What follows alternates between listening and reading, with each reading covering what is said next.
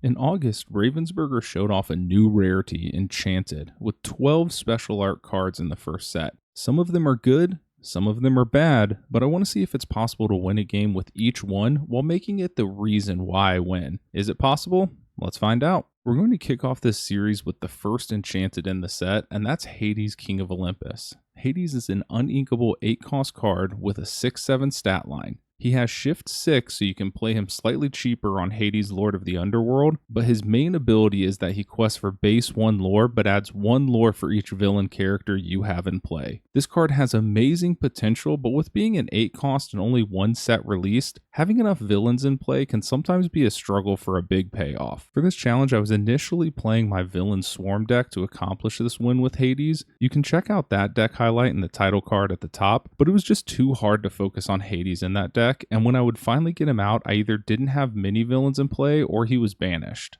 We are not in a great place, but Dragonfire, no. So I went back to the drawing board, and what I wanted to accomplish to get Hades, King of Olympus, to victory was having big body villains instead of smaller ones and ramp to get Hades out quicker.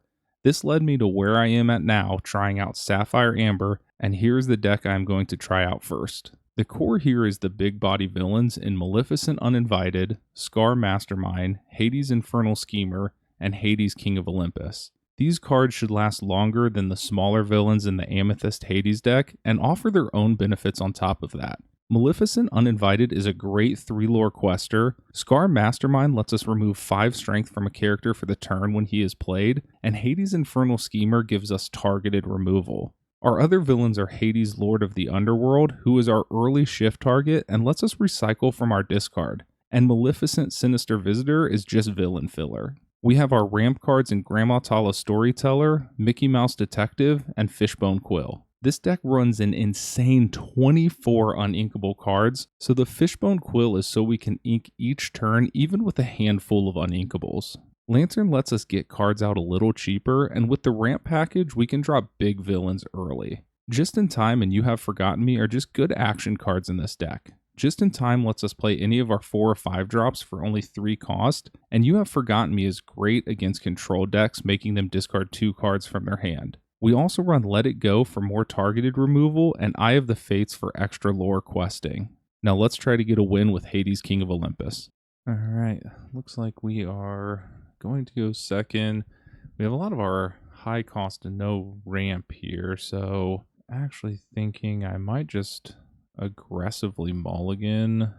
And yeah, I don't need any of this. Let's mulligan all of them. There's a couple. Okay, so we do see some ramp cards. We do see Lantern. We have our Sapphire Hades.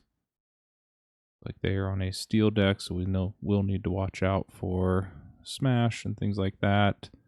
Get our small Hades here. Gonna go ahead and ink this You Have Forgotten Me because we don't need it right now. And then go ahead and pass. They're gonna ink a Captain Hook and a 1 jump ahead. So they are a Sapphire Steel deck. And they're just gonna quest with their Captain Hook in our turn. We see a Let It Go. I'm gonna ink this 1 Gramma Tala. I'm going to play our Lantern out to set up for future turns here. They're gonna ink a Chief Tui, play a Mickey Mouse to ramp, and then quest with their Captain Hook. We draw a Maleficent Uninvited. I go ahead and activate the Lantern to get a Mickey Mouse Detective to ramp for ourselves here. And then I'm going to go ahead and just ink this other Grandma Tala. Oh, they've got a Beast Hard-Headed. It's going to take our Lantern out. That stinks here. We do run 4 of them, so hopefully we see another one soon. They're going to ink a Fill. And then looks like they're just going to quest with their available characters here. We see a Just in Time. I'm just going to play the Mickey Mouse Detective to get our ink in because I want to save the Maleficent and the Let It Go. I don't want to ink either of them. Looks like they are just questing away. And then they'll take out our 1 Mickey Mouse Detective. And they're going to play a Donald Duck Musketeer. And then ink another fill. They are down to 1 in hand. They have board presence over us. There is a Fishbone Quill here. I'm just going to get this Fishbone Quill into play. We have a lot of uninkables. I don't need the just in time right now. And then I'm just going to quest with our Mickey Mouse Detective and pass. They are getting quite the lead here, but we do have a Hades Infernal Schemer next turn. And they are just going to quest, take out our Mickey Mouse again, but that does take out their Captain Hook. So they are up to 11. We see another Hades Infernal Schemer.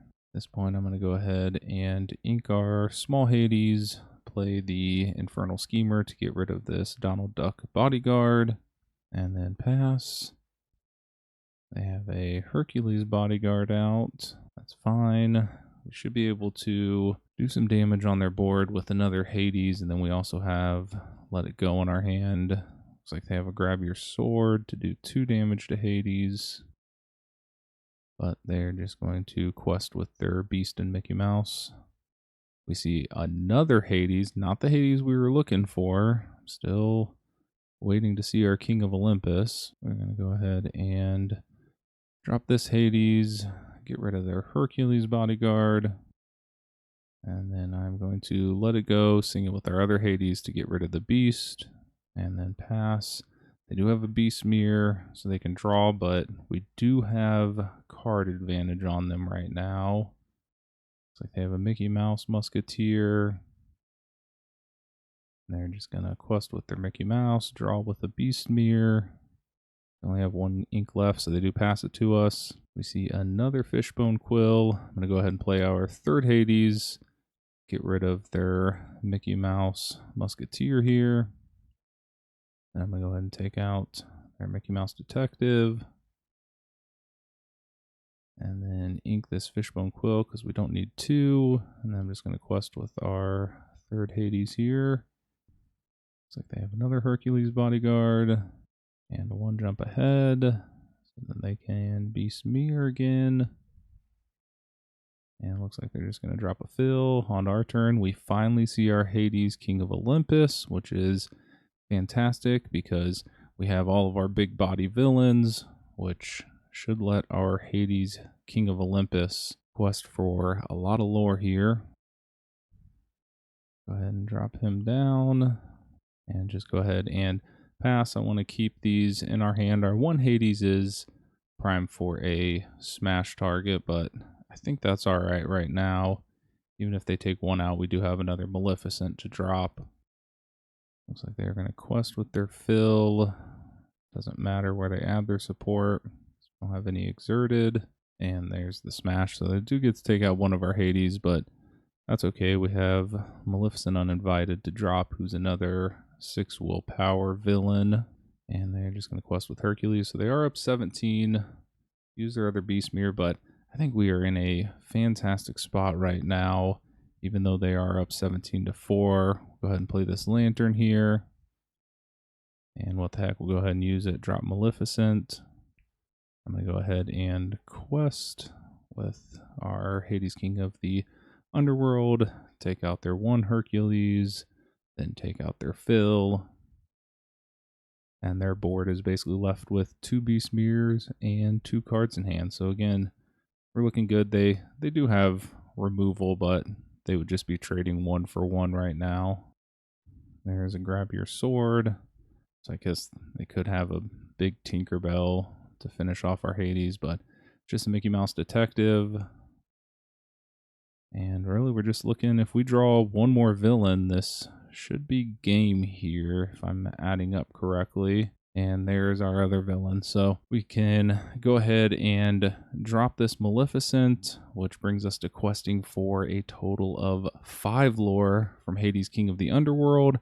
12 lore total for the turn, and there is our victory. I am extremely shocked that with the first game of this iteration that I get a win with Hades King of the Underworld, and he contributed massively here. I'm sure it will not be that easy for future try to win with every Enchanted card episodes, but I hope you enjoyed this one. If you did, give it a like, consider subscribing, and be on the lookout for the next edition of Winning with Every Disney Lorcana Enchanted card, where we move on to Stitch Carefree Surfer.